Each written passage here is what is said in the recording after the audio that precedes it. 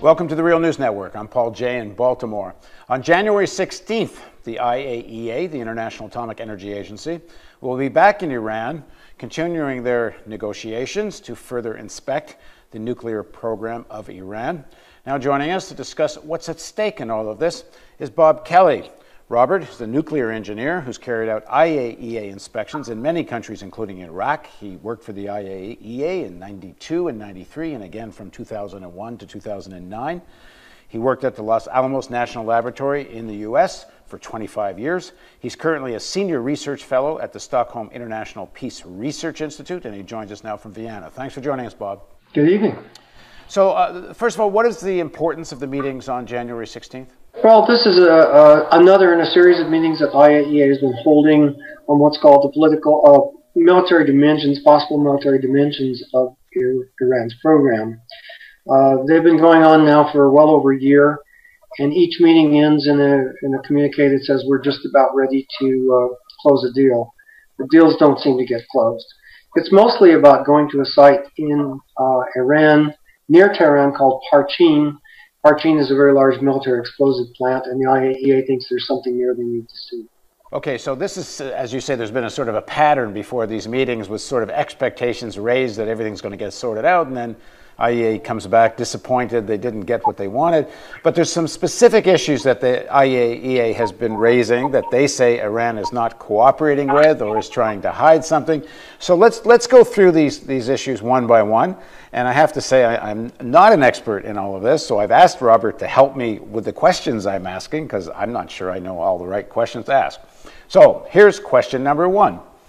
Did Iran demolish the buildings the IAEA wants to visit, which is something they are accusing Iran of? What's your answer to that, Bob?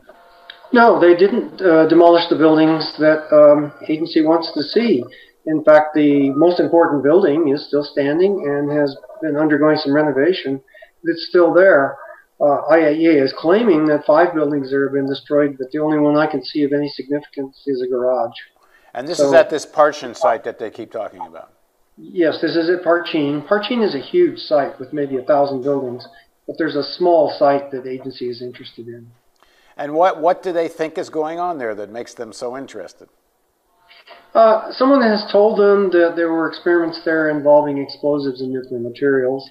The agency has not been able to make a good case that that's true, but they seem to dogmatically believe it because someone has told them that. And that's someone we think is probably Israel.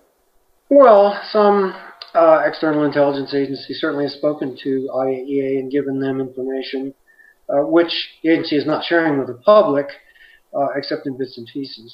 So they believe that if there were explosives there involving both uranium and explosives, then that would probably be a violation of Iran's safeguards agreements, international agreements, and would lead to some kind of sanctions. So if we look at these photographs, what we're seeing is it looks like there's been construction activity around this, what you're saying looks like a garage, and the IAEA is suggesting they're trying to clean up, cover something up. What's your take when you look at these photographs? Well, the large, long, white building that you see in the image is much bigger than the garage. The one that was torn down was about the size of a 4-car garage. But that big white building supposedly contains a great big steel explosive containment chamber in which Iran would have been doing experiments. And IAEA has failed to make the case that those experiments actually happened or are necessary. If there were no experiments in that building involving uranium, then IAEA has no business going there. And the Iranians saying you have no business going there. And how do they know what's going on inside that building? Or what makes them think that there's such a thing happening there? This is again based on this information from this intelligence agency. Well, exactly. Yeah, they say someone told us. If you go back and read the report that IAEA wrote in November of 2011, they say someone told us there's a chamber here and this is what they were doing. The agency has no independent information to state that. So they're just believing someone else. Your point when looking at the photographs is that maybe they knocked down a garage, but there's no evidence of any other kind of cleanup going on there. There's a huge amount of bulldozing going on, and this is one of the things that IAEA is screaming about that doesn't make any sense. IAEA is saying, well, they took down the security fences. This worries us. Normally when people take down security fences, it's because they're reducing security. So that shouldn't worry IAEA. But then the agency says, well, there are bulldozing nearly 25 hectares, what's that, over 50 acres of land near this building. What they don't point out is it's far from the building in normal terms.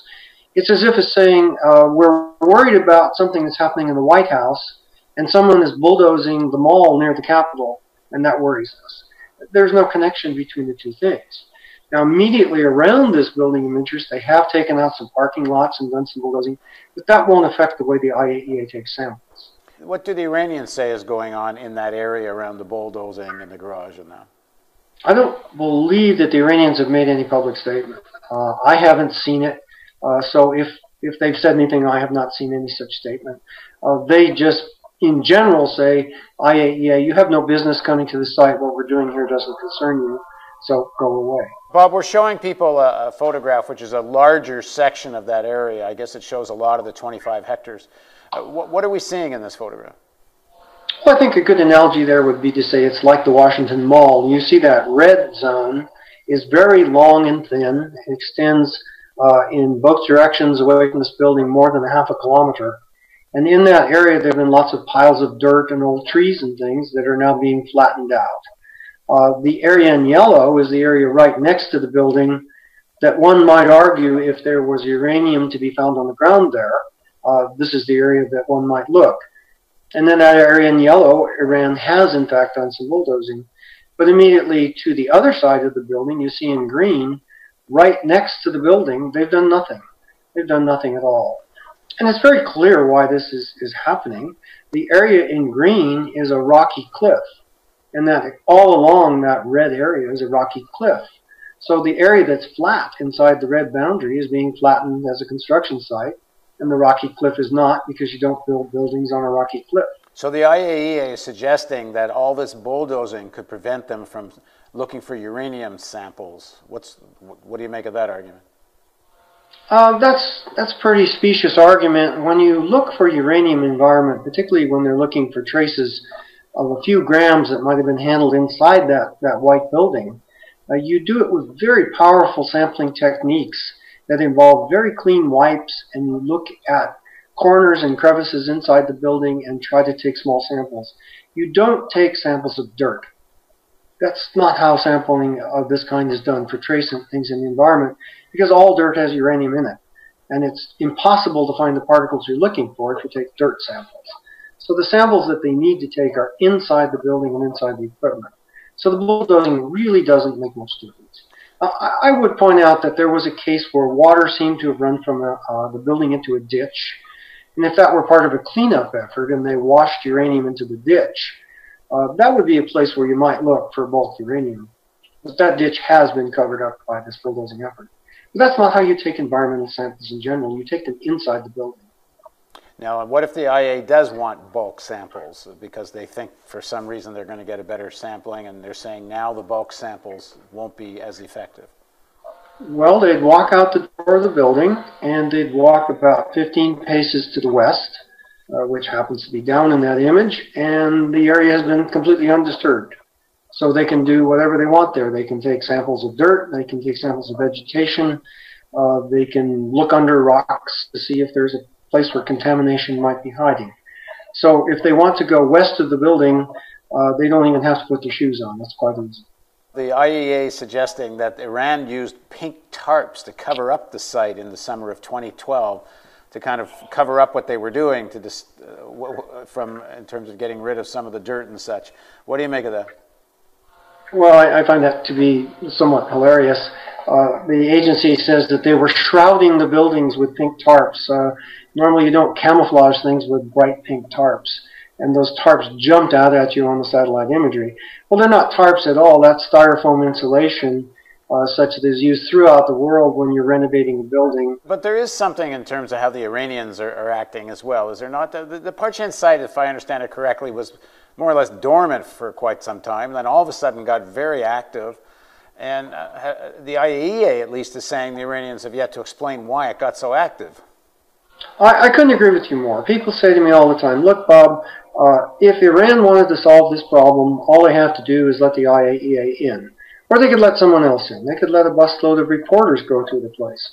Or they could let an American team go through. I actually thought when the non-aligned movement had their meeting in Tehran a few months ago that they were going to let the NAM come in and take pictures and say what's going on. But they don't do that. And I think in that sense they're behaving shamefully because they've totally messed up a site where it could be either a crime scene or it could be a scene that gives them total vindication that the IAEA is wrong. And all of this activity they've done has just muddied the waters. But you have to go back and look. IAEA visited 2 other buildings at Parchin or made 2 other visits to Parchin and never said what they were looking for and never said what they found. And so the Iranians are saying, now wait a minute, if you're going to make a big deal about coming here and you're going to stake the reputation of your agency that we're doing something, then you're going to have to say afterwards what happened. And if the IAEA goes in there and doesn't find anything, I think the Director General has staked the reputation on the agency on a very flimsy premise. Thanks very much for joining us, Robert. You're most welcome. And thank you for joining us on the Real News Network.